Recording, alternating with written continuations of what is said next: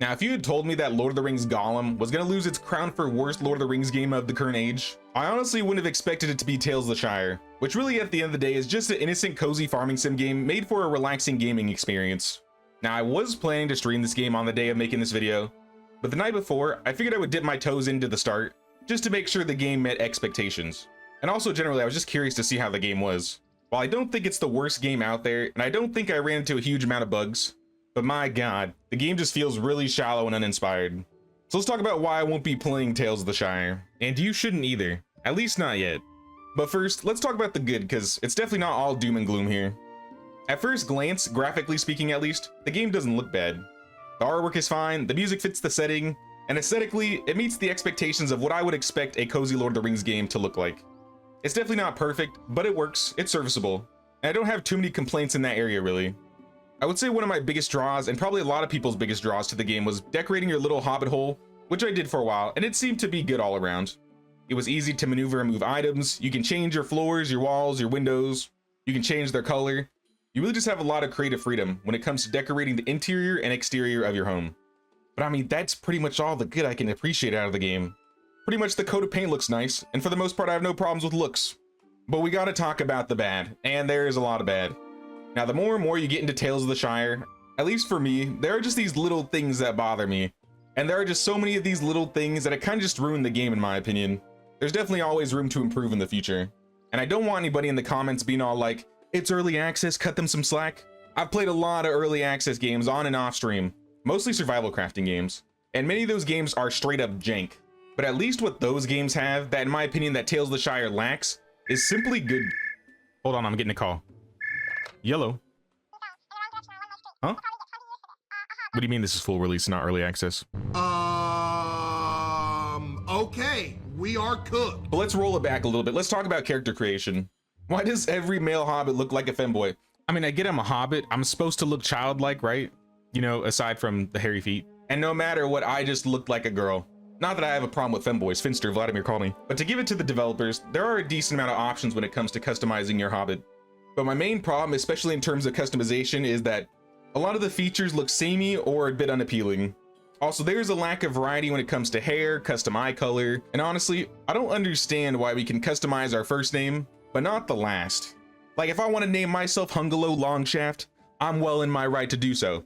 But nah, Big Diggle was the best I could do here. And I mentioned earlier in the intro about how the game systems feel rather shallow and uninspired, and this is really where the meat and the potatoes, really reside. For a cozy farming sim game that has friendships and unique NPCs, I for the life of me don't understand why we can't simply interact with the NPCs at random, unless it's for like a quest or a trader. But you can greet the ducks. Why can't I greet, you know, the people? Especially for a game where I highly expect kids will enjoy this environment, the world just feels a little too hollow. Like, call me cringe if you want, but when I was a kid and I used to play Ocarina of Time, I would just love to run around the world, talk to people, find hidden objects, go fishing, and I'd imagine myself as part of the world in the game and make my own stories. And I think even 6-year-old me would look at this game and be all like, what the f? Also, not being able to jump feels kind of weird, especially when it feels like it could have had an actual mechanical use in this game. And same with water. You can't swim, but there are like rivers and lakes in the game. Now, in terms of the systems like cooking, fishing, and gardening, I would say cooking is probably the best, but it's still kind of boring in my opinion. Fishing, on the other hand, I usually like fishing in my games, but even the fishing is easier and boringer. Decorating the houses works fine, I guess, but when there's no interesting game to be had under the hood, why even care about the decorating really? The quests, especially the second quest, was painful to get through. Essentially, you're trying to find this book for Mr. Cotton or somebody, and you just go on this wild goose chase all around the map, talking to like half a dozen people. It just felt lazy and a complete waste of time. It was so uninteresting, it hurt. And that should say a lot, because I play a lot of crusty early access games on this channel. And while I wouldn't use crusty to describe Tales of the Shire, I would say there's just not a whole lot of depth to the game, or at least the gameplay system so far. Lastly, and probably one of the more important parts that people will care about, optimization for the game is not that great. My specs are over the recommended, and I was still not getting a consistent 60 FPS, at the very least. I don't know, in my opinion, the game doesn't seem high enough in fidelity that it warrants these frame issues. But while it isn't the biggest issue in my opinion when it comes to problems in the game, it's still an issue all the same. Now let's talk about the cringe. I did check out some of the streams the day before, and a bunch of people in the day one YouTube live chats were just getting unnecessarily edgy. Going into people's live chats, harassing the people just trying to play the game. It's just cringe behavior, especially on YouTube lives. Or I'd consider the chats to be a lot less toxic, say as like Kick or even Twitch. At the end of the day though, I like to play games to chill and hang out with my community and have fun. And while I'm not afraid to drop the guillotine on some bozos hate watching or rage baiting, the game was just not keeping me interested. And I feel like if it weren't for the Lord of the Rings IP, this game would have been dead in the water and probably never been talked about by anybody. And I do think that's like the big underlying problem with this, is that the Lord of the Rings IP is just missing constantly in the gaming sphere lately. I will give an exception to Return to Moria, that game kind of slaps. But in the gaming scene where rehashing is the only thing that seems to be working for many of these big IPs, how about we get a remake of like the original Two Towers game or The Hobbit?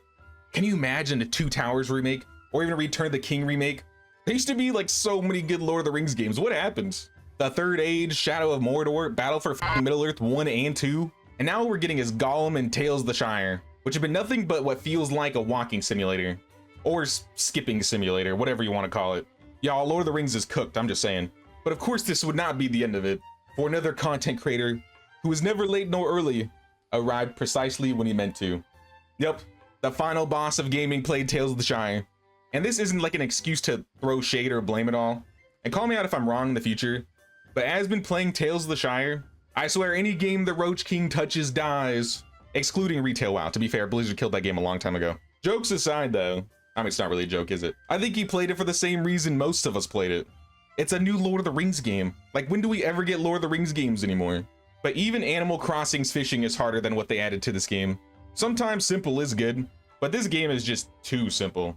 If any devs are watching and you want some constructive feedback, make fishing less brain dead, add some more villager interactions, add some romance, populate the world with some things to do, and maybe add like some voice acting or something. The game just needs something to feel less hollow. Honestly, that second quest put such a bad taste in my mouth. At this moment, I cannot give this game the Sir J. Walker stamp of approval. I think there's a fair amount of you in my audience that it would still enjoy this game, and there's definitely things to enjoy, but Tales of the Shire, it's just not for me. If you want a cozy game, I'd just play like Animal Crossing or Paleo or Hello Kitty Island Adventure. Save yourself the time and the money. I mean, not that they're too related, but if you compared it to like Medieval Dynasty, which is what I would usually play on this channel, and is known for being kind of cozy adjacent, with like its village management, the city building, and the light but serviceable amounts of combat pressure. Even if you compare the initial release of Medieval Dynasty or even Sengoku Dynasty, I don't think it would even be close. But now, what are your guys' opinion on this game? I'm really curious as to what you guys have to say. Honestly, I just wanted to get this off my chest and put my honest thoughts about this game out, in case things get like ass backwards. I definitely want to see the devs do some good for this game, and I think it's got potential, as much as I hate the word potential. Hopefully I didn't miss any important topics. I've been a straight up insomniac the past couple days, so I'm not at my usual 100%. But I just had to talk about this and why I canceled the stream and didn't play the game this week. But I mean, does this mean like the game is dead forever? Like it's dead on arrival, no coming back? I don't know, dude. I'm just so f***ing tired. I've been up for like 36 hours. Please tell me I'm not the minority and I'm not just like coping or sleep deprived. But yeah, don't forget to pay that king's tax of 1 like or 1 sub, or consider becoming a member of the channel and joining the Flatbread Mafia. But until next time, y'all. Thanks for watching, and take care.